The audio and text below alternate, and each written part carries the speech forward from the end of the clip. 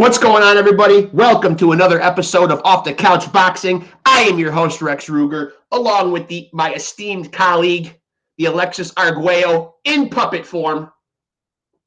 And it's your boy, Frank Bengz, back with another episode.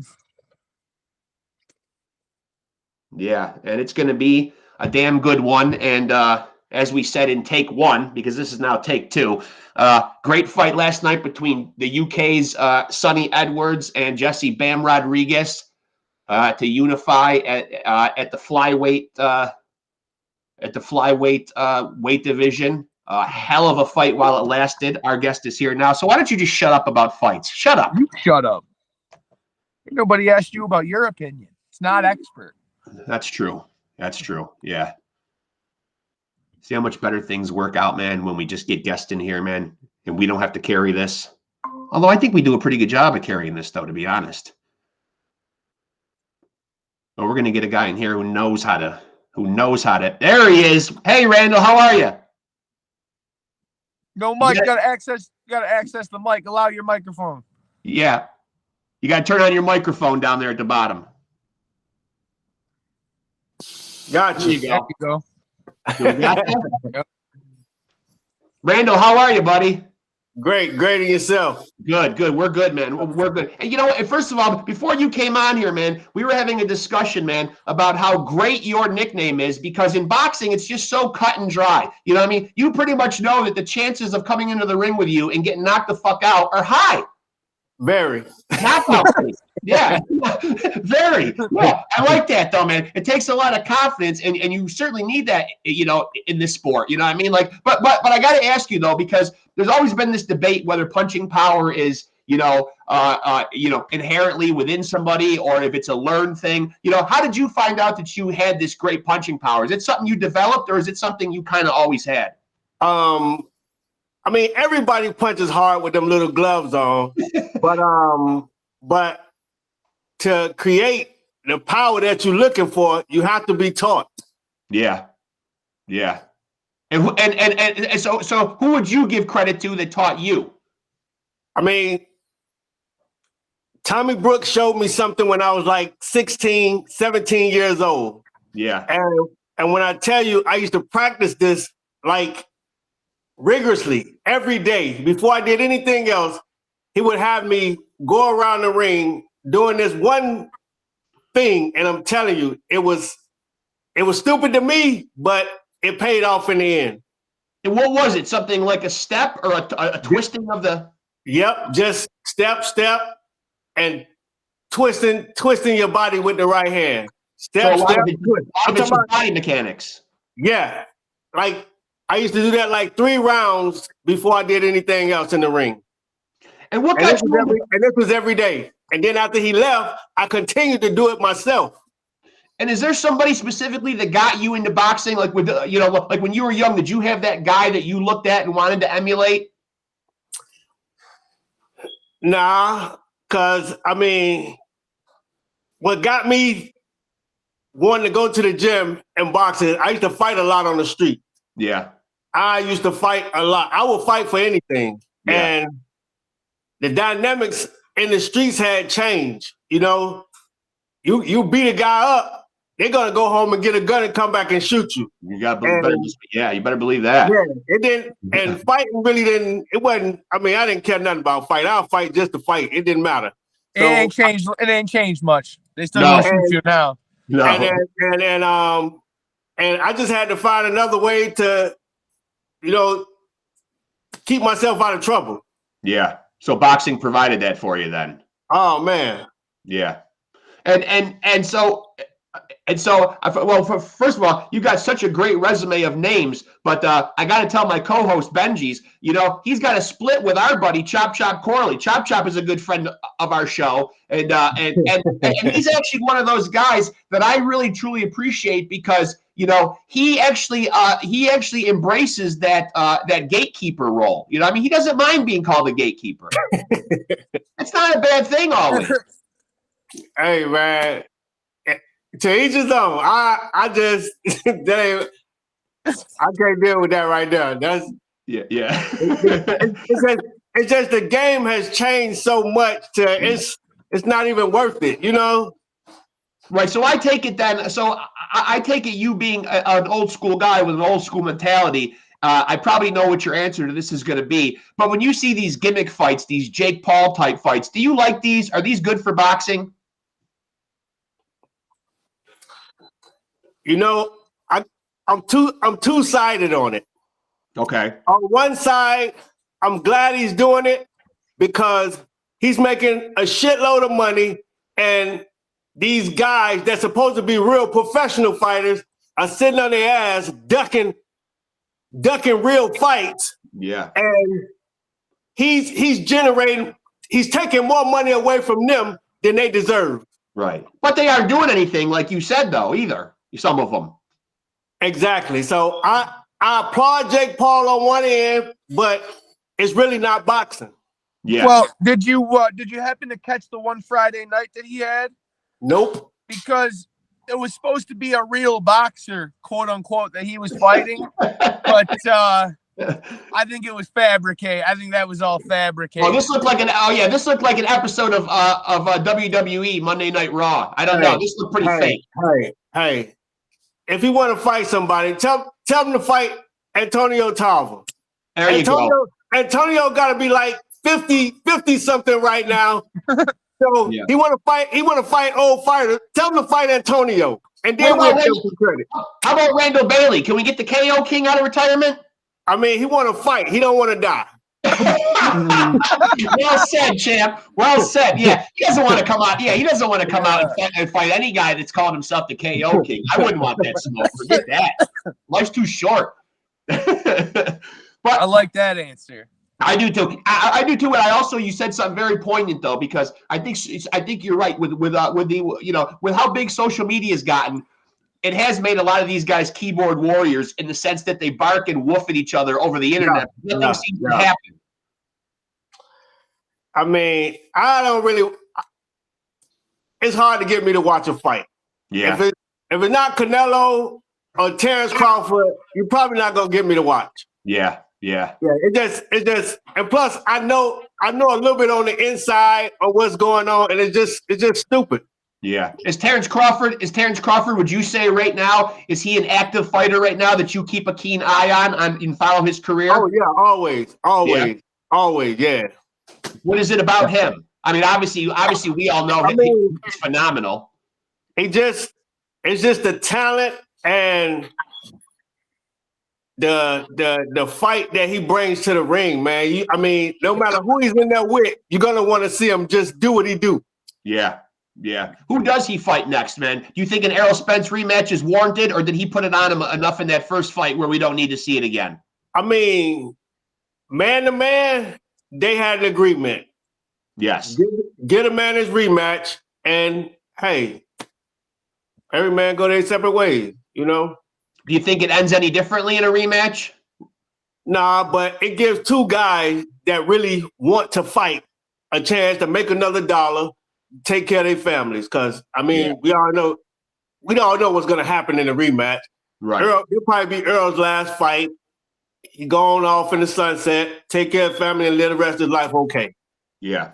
Well, I want to ask you this because you just touched on, make money and provide for your family. And this is something that we kind of care about here on Off the Couch Boxing, and we talk about it a lot. And we've had a lot of people on that aren't necessarily boxers, but who deal in this kind of, realm of the game, I'll say.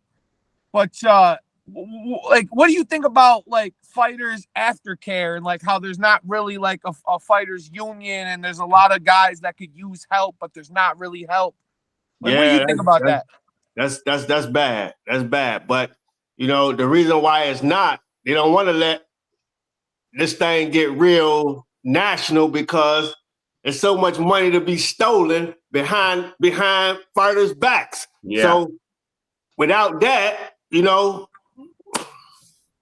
might be have a lot. You take jobs away from a lot of bag carriers. Yeah. Well said. Yeah, absolutely. Well said. So for you, what have you been doing in life after boxing?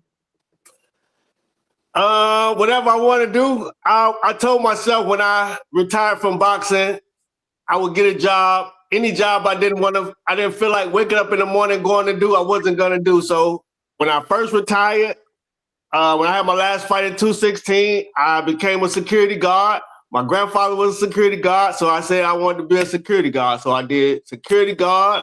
I became an armed guard. I became a bounty hunter. I mean, I just was doing a whole bunch of shit I wanted to do. Jesus Christ, man. Imagine you're a fugitive and you got him coming looking for you. Fucking Jesus Christ, man. Hey, I used to be out there late night running around with an AR-15, hiding in yards, knocking on people's doors in the middle of the night, man. Yeah. Imagine that, man. He's catching a fugitive and he doesn't have his gun, and suddenly you realize that he's fucking still gonna knock you the fuck out though. Like you're not getting away one way or another. Oh shit, I left my gun at home. Oh wait a minute, I'm the fucking knockout king. No, the other guy's got the gun and he just hands it to Randall and says, "Don't KO me." Oh no, if I get a clean shot, he out. Just leave my face alone. but no, listen, wait, before you go, because you just brought up 2016, and I know your last fight you had was Jeff Horn. Yeah. And I gotta ask you this question because this is me and my pops do this podcast. That's my dad. This is something that's been a dispute forever, man. Forever since it happened, and never won't be a dispute. You fought Jeff Horn, so I'm curious to know, Jeff Horn versus Manny Pacquiao, who really won that fight? Manny won the fight. Thank you, KO King. Thank you.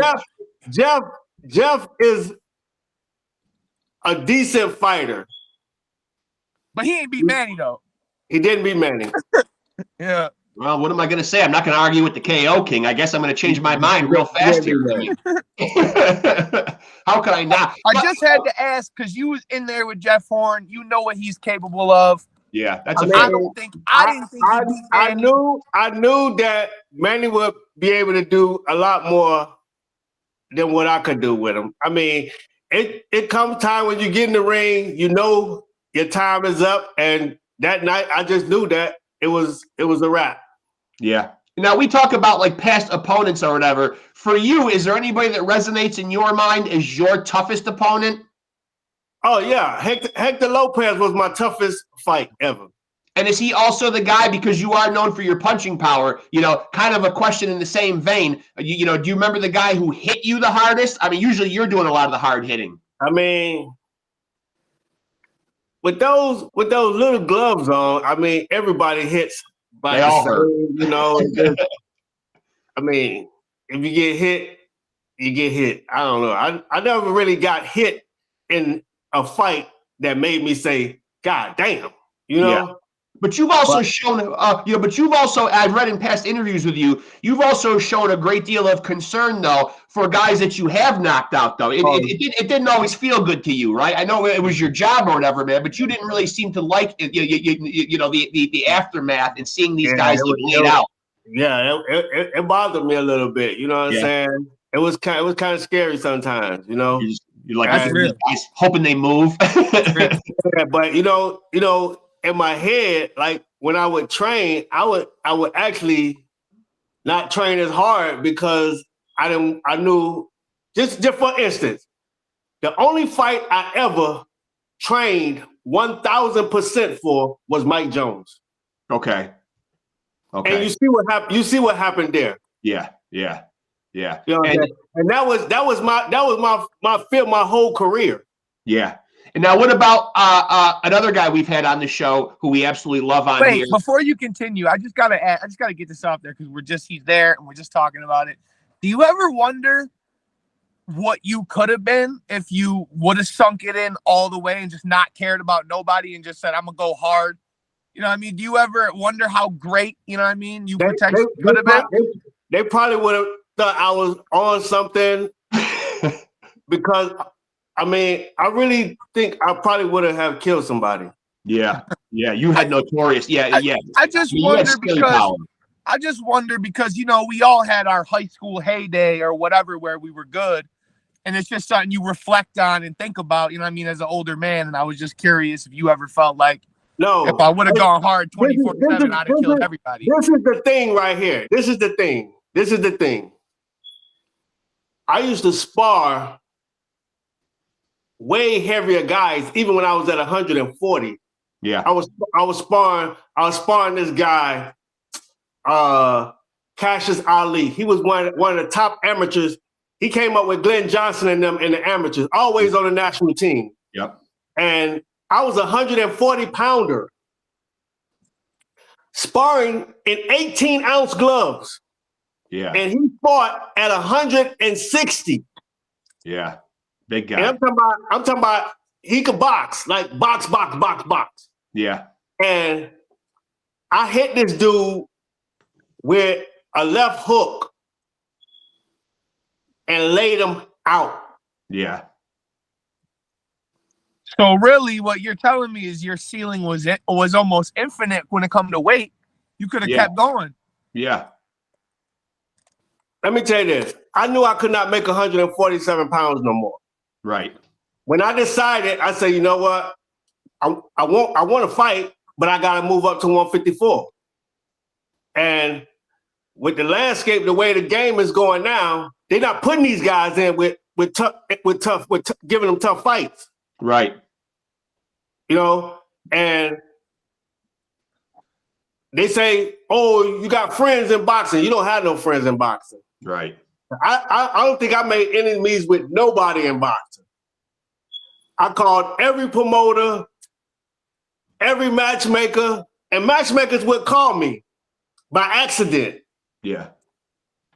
And I would accept fights, and they would call me back like 10, 20 minutes later and say, nah, man, they don't want you. Because of the danger factor. Yeah. Yeah. Yeah. Yeah. So you were probably an easy guy to duck. I imagine you probably were ducked quite a bit, even times that you're not even aware of. Man, I was aware because they called me, and I would accept these fights, and they would call me back like 10 minutes later and be like, they said no. Are there any fights that you really, really, really wanted, or guys you really wanted to fight that didn't happen? Of course. I always wanted to fight Costa. And his people were close because they liked me, you know. Yeah. We would meet up in Vegas, you know what I'm saying? Because they was at all the shows, and they would literally come up to me and say, like, Randall, man, we like you, but we ain't putting them in with you. Yeah. And that's pretty high praise because Costa was a pretty good puncher himself. Tough guy. Exactly. Yeah. Exactly. Teron Millette, you know. Yep. Because he was champion. All of us were champion at the same time. You had me, Zab Judah, Costa and Sean Bay Mitchell, and you had Teron Millette in the wing. Yep. I tried to fight all of them. And you've also been in the ring with another friend of ours that we've had on the show, Devin Alexander, who I will call out right now and say he's only doing a boxing podcast because he was inspired by us. And I believe that too. Yeah. Because now he's going to be doing his own boxing podcast. So you're welcome, Devin. I think he was inspired. I think he likes this kind of format. He really had a good time with us. And, obviously, he's got a lot of knowledge on the game. So, I mean, Come on, champ. I know you've been on a lot of podcasts. What's better than the father-son open forum? Just chop it up. Man, bullshit.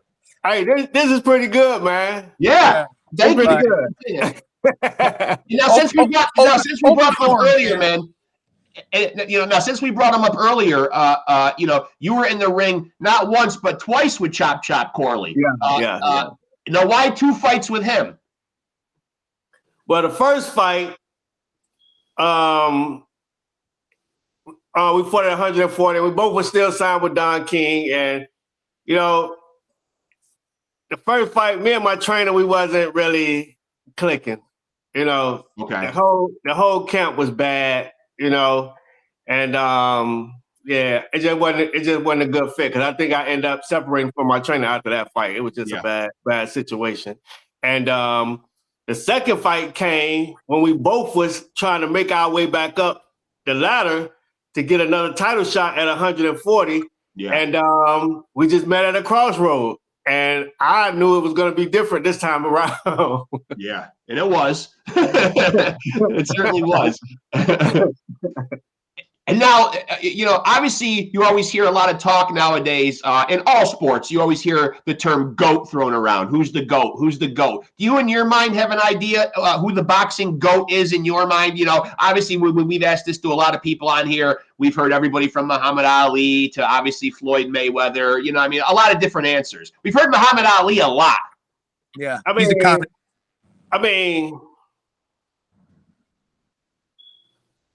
Muhammad Ali is the GOAT in his era. Okay. Floyd Mayweather, whether you like him or not, is the GOAT of this era. The GOAT of this area. Yeah. Era. Yeah. It is what it is. Yeah. Is it more than just a boxing record though? Because we've talked about it. Obviously, he's been a savvy businessman. He's done a lot of things right. He's brought his career along, and taken all the right steps. It's more than that, right? It's in and outside the ring. Yeah, but we're not giving him 50-0 though, champ, because Conor McGregor don't count though. That shouldn't count. Come on. Hey. We give him 49-0. Yeah, you get him 49-0. You get him 49-0. You get him 49-0. You get him 49-0. But you can't take nothing away from him. Nothing. No, you can't. No. He beat who most consider was the pound for pound king right now. Easy. Yeah. Yeah. And believe it or not, he probably didn't even really want to fight. Yeah. They pushed him. He was a young guy at the time, Canelo. He knew Floyd is not like that. He knew that guy was too young. Yeah. But you know what they did? They pushed that $44 million person in his face, and who the hell finna turn that down? Tough to say no to that, champ. Yeah, tough to say. Yeah, very tough to say no to that. Now, you said that he's one of the guys that you do like to watch, Canelo. Obviously, one of the big fights, and obviously 2023 has been a great year. We've finally seen some guys putting their egos aside. We have seen some great fights this year, really great matchups. But, you brought up Canelo earlier at the top of the interview as a guy that you like to watch. Do you think if he doesn't fight David Benavidez that hurts his legacy, or can he just do whatever he wants at this point? It's going to hurt him. It's going to hurt him. Gonna hurt him. Yeah, he needs that name on his resume. Got to get that. Yeah, you got to get that. Yeah, I agree with you. Well, it's actually funny because you just brought up Floyd, and he was at the advanced stage, and he took the young lion and beat him.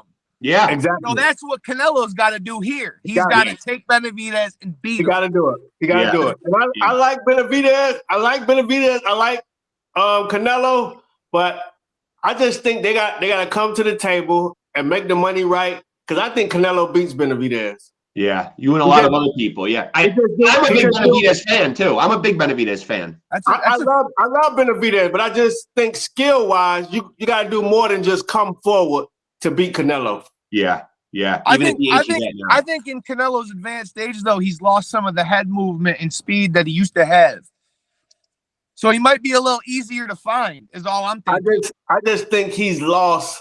I just think he's lost some of the passion and haven't had a real person in front of him that he think that could really hurt him. Benavidez could really hurt him. Yeah. So this will require his mind to get right and prepare the way he's supposed to prepare. He almost needs that sense of danger again. Yeah. He's got to have a real bona fide threat in front of him. Yeah. That's it. Yeah.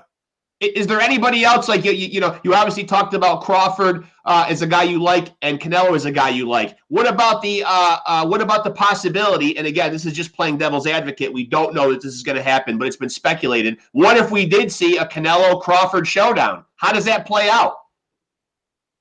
Canelo wins. I don't know. It depends. It depends on how Crawford puts the weight on. Right. The only reason I speculated, champ, is because I recently saw a picture of Devin Haney in the ring next to Crawford, and Crawford was showing him some moves, and Haney was like the bigger guy. So I was like really taken by. I was like, wow, like Yeah, but Crawford's I'm not so that sure. big a I'm guy. not so sure though, man, because they've been making a big deal about this rehydrating. Now, Haney just fought, Haney just fought Regis Prograis, and there's been a lot made about going back to having weigh-ins on the same day of the fight. Now, Haney rehydrated 25 pounds overnight. 25. He made 140, and then he came in fight night at 165. Crazy, right? I was actually going to bring this up earlier when you were talking about we were talking about weight classes, and you said that the game has changed, and I was going to say that I agree with you, but I don't know if it was like this. I'm only 29, but in my day, the weight classes is weird, dude. Like, guys just drain themselves to make some low weight and then swell way up 30 pounds and then beat the shit out of you. Yeah. Right. So, like, I don't know if that was always like that, but it is now. It's always been like that. Yeah. It's always been like that. I mean, and the only time they brought it to the forefront was when Arturo Gatti fought Joey Gamache. Yeah. So the only time they brought it to the forefront. So what do you think is the answer? Do you think going back to same day weigh-ins is the answer? No. They just got to do the overnight thing. You have to weigh in 2 times because nobody should leave a weigh-in at 6 o'clock in the afternoon and come back the next day at 6 o'clock, freaking 25, 30 pounds heavier than they was the day before. Absolutely unbelievable. I know it's crazy. And even Prograis, to his credit, even he came in quite a bit heavier. But Haney just seems to have that weird body type where he can make 140 and then he can be huge. Well, that's the problem though, because then we got guys at these weight classes that aren't this weight. The only problem that Regis Prograis had was talent. Yes. That's where you saw the separation. Yeah, you did see a lot of separation. So another big fight, because you fought at junior welter and welter, another big fight that we see talked about a lot that's really picking up some momentum, at least on the internet again, is the possibility of a Haney Tank Davis fight. Wait. Eddie Hearn confirmed that Devin Haney's camp sent an offer to Tank for $20 million, and he turned it down. Yeah, I saw that. I saw that. So maybe he's ducking here. He scared? Hey, Devin Haney is a problem. Yeah, they can say what they want. They can say what they want about he ain't punching, he ain't doing this, he ain't doing that. But one thing he is doing, he is training, and he's training hard, and he's working on his craft every day. Another thing he's doing, champ, is winning. Yeah, he's winning. Yeah, he's winning. You're right. I think you hit something on the head right there. He's a polarizing guy, whether you like him or not, though, man. He is going to be tough. He's going to be tough. And he's got that, like I said, he's got that odd body frame where you could see him going all the way up to and being successful up to maybe 160 even. He's got a big I know he could go to 147 and 154. Yeah. Definitely. Yeah. Is Tank Davis the face? Is there a guy out there right now who's the quote unquote face of boxing? You get all these guys all claiming that it's them. Haney says it's him. Tank says it's him. Canelo still says it's him. I mean, who is the face of boxing? If you had to put a face to the game right now.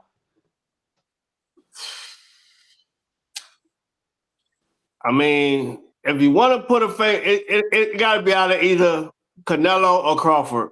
Yeah, those are the guys right now. Yeah. I'm eager to see what Crawford's next move is going to be. I'm eager to see what Crawford's next move is going to be, though. Me too. Yeah. Beyond Spence, because I feel like even at 154 or 47, he's going to beat Spence again.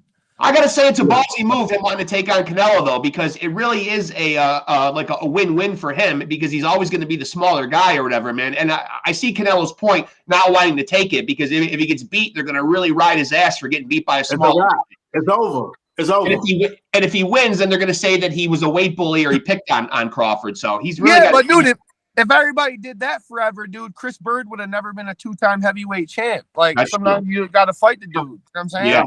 Yeah, you do. So So I got to say, Randall, man, it has been an absolute honor getting the chance to talk to you, man. We appreciate you coming on and doing this so much, man. It's been a real pleasure getting the chance to talk to you. Anytime, man. Anytime. Yeah. I mean, definitely please stay in touch, and we'll definitely do this again. For sure. Yeah. We appreciate you, Randall Bailey. All right, man. Thank you. Thank you for having me. Much love, champ. Yes, thank you. Thank you. Much love, champ. Thank you. Y'all have a good one. Yes, you too, sir. There he goes. One of the hardest hitters in the game. Yep. Put some respect on that man's name, man. One of the hardest punchers ever to do it, man. That was a great interview too. He was a good shot. I knew he would be. Randall KO King, 46, 9-1, 37 big wins coming by way of knockout. I like that everything he said, he had a firm stance on it. He did. There wasn't no wavering with him. He was like, this is what I think. And before we sign off here, I should say, man, that that guy was your junior welterweight champion, WBO champion, 1999 to 2000. Had the IBF welterweight title in 2012, man. So put a decorated champion right there, and a guy that'll punch you in the face and have his fist come out the other side of your fucking head too. I mean, I tell you what, man, wherever he's doing security, that's where I want to fucking work. That's the safest place in the goddamn area right there, man. Right. I mean, Jesus Christ, fucking forget about it. Can I hire you at an hour block of time? Yeah. Is there any way you can guard me on a personal level here? Like, I'll be at one of Ant's events cooking in the kitchen, like, and Randall Bailey be guarding the door. Oh my God. Forget about it, man. Fucking forget about it. I mean, you can't talk to him. Yeah. Randall KO King Bailey, man, we appreciate you, man. Shout out to you, man. One of the fucking best to ever do it, man, and one of the fucking hardest fucking. That guy could squat. Let me tell you, man. Even Alexis Arguello back here, the puppet. He's a hard puncher himself, man. And I want to say, first and foremost, man, if he doesn't input in the next installment. No.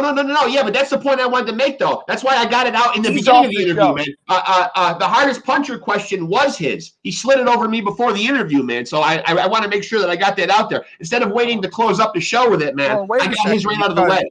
Well, wait a second now, because I got to call you on the carpet then, because then you're not shouting out Alexis Arguello back there when you're asking the question, and you got to give him credit.